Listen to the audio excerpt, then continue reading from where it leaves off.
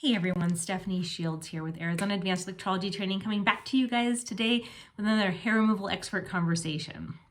This is going to be another part series where we're going to dive into working with our transgender patient. Now, I want to pause for a moment before I really dive into this conversation and just state that if there are any trans creators that would like to come on to the channel or would like me to share their information and their own personal research that helped them throughout their transition process when it comes to hair removal, please, I am all ears. I want you here.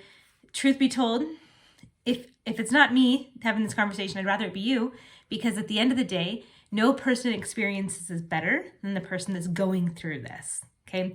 Now, as a practitioner, I'm here because this is what I've done for almost 20 years of my services in hair removal, and I'm here because of that and because I care.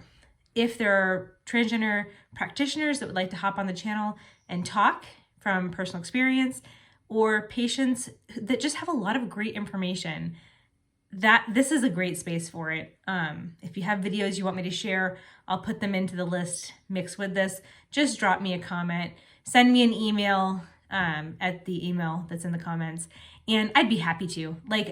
Because the fact is it really comes best from you.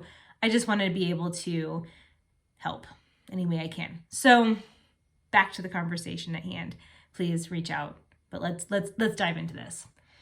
This first part of the conversation, I really want to go over working with actually a community that we normally don't talk about as electrologists because we're used to removing hair for feminization.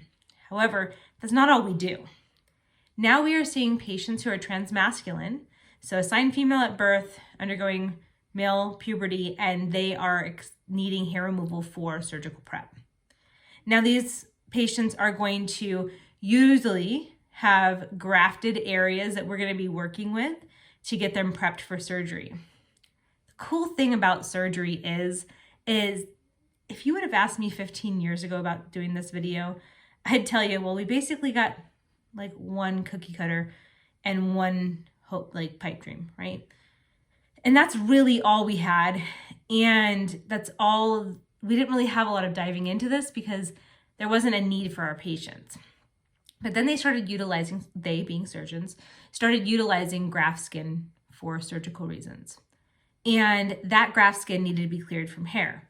That's where we came in. That's where we got successful at this, because what do? We're hair removal experts. What do? We kill hair, right?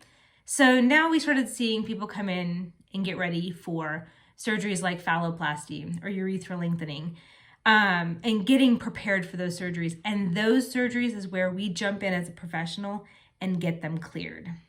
Now, in this first part of the conversation, I'm going to kind of dive into what exactly I mean by surgical graft clearing.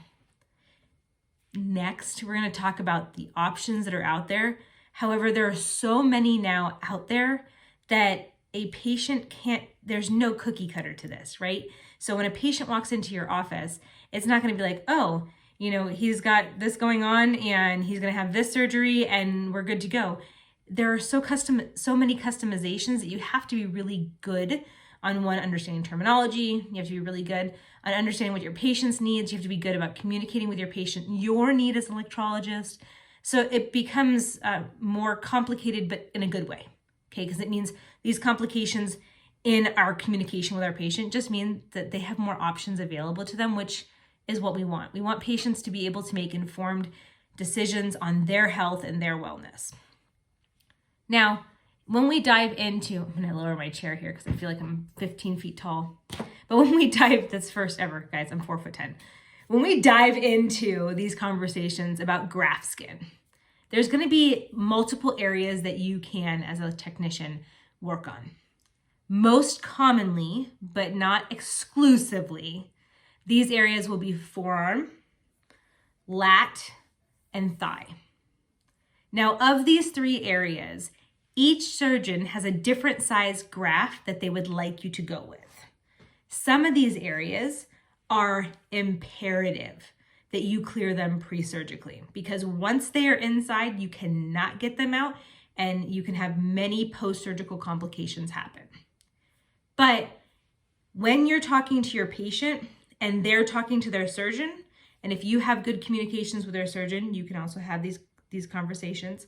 You need to know if you are going to be clearing just the urethra part of the map, or if you're clearing both stages of the phalloplasty prep.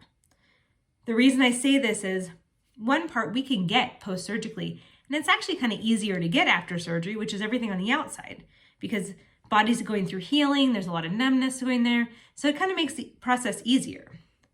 But if it is inside, what the skin that they're using, the graft happens to go inside the body, then you can't get to it, and there is no products out there on the market that really can help the patient once that happens.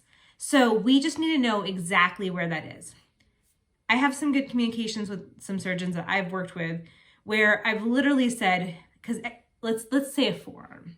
Every forearm is so different that I've actually said to the patient, I want the surgeon to draw on your forearm exactly where we are going to be clearing. And the reason that is because some people have dense muscle tissue or thicker arms, and some people have small arms. That moves the size of my clearance pattern. And I can go after 100%, but if you get to have hair afterwards and you want to have hair, then that doesn't make sense. So the goal is to be able to understand exactly what will be inaccessible post-surgically. That is the main part of this conversation today. Getting to know your patient's needs. I call them medical maps, medical graphs, okay? Those are the two terms. They're the terms that have been floated back and forth to me. A lot of times I just need to see an exact picture of where we're going to be working.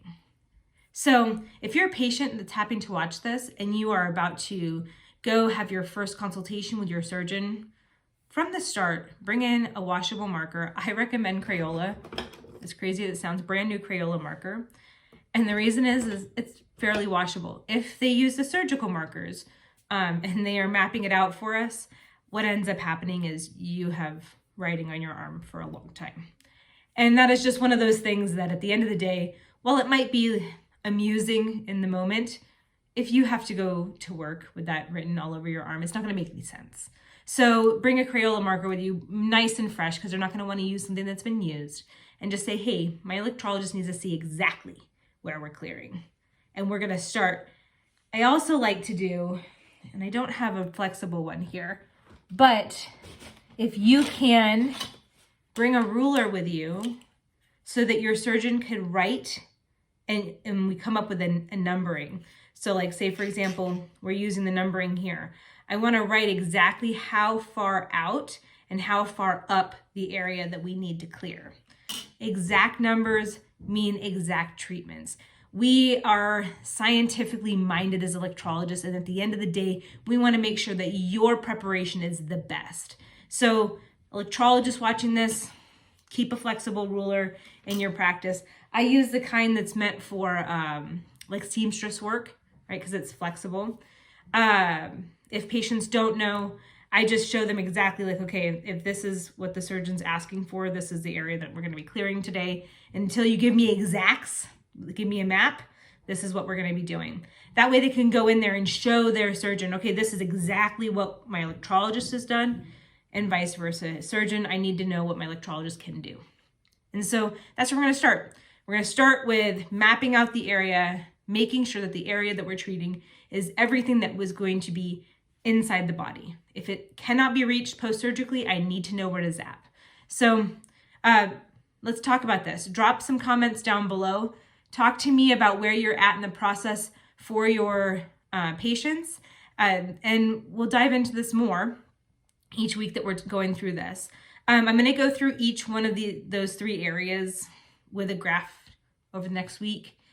And then we're going to talk a little bit about like what to expect during treatments and kind of the things that we kind of are up against as electrologists. Primarily it's testosterone. So we're going to talk about those, some of the procedures that your patient might be having throughout their transition surgical procedures. They might kind of cause pauses in your treatment plan. So that's going to be part of the conversation as well. But first conversation is where are we zapping? And that's where we're going to start. Okay. I hope you guys have a wonderful day. If you guys have questions, please reach out. Let's talk about this. Let's open the platform. And I am serious. Any of my trans creators, patients, friends and family that know me, at the end of the day, if you have something you'd like to share, my page is a page for your voice. And so I want, if you don't want to share it on your own space and you would like to share it here, or if you want to be anonymous and you want me to say what you have to say, I got you, okay? But I really mean that. I think that it's very important for conversation to come from people in the community, because that's where it's being experienced first. All right, guys, have a happy day, and peace, love, and hair removal. I will talk to you guys next week. Bye. Bye. Oh, you are still here. That means that you haven't done the most important part about this video. Make sure to like the video, comment below, and hit subscribe so you can catch up on next week's video, just in case you miss the announcement. Talk to you guys soon.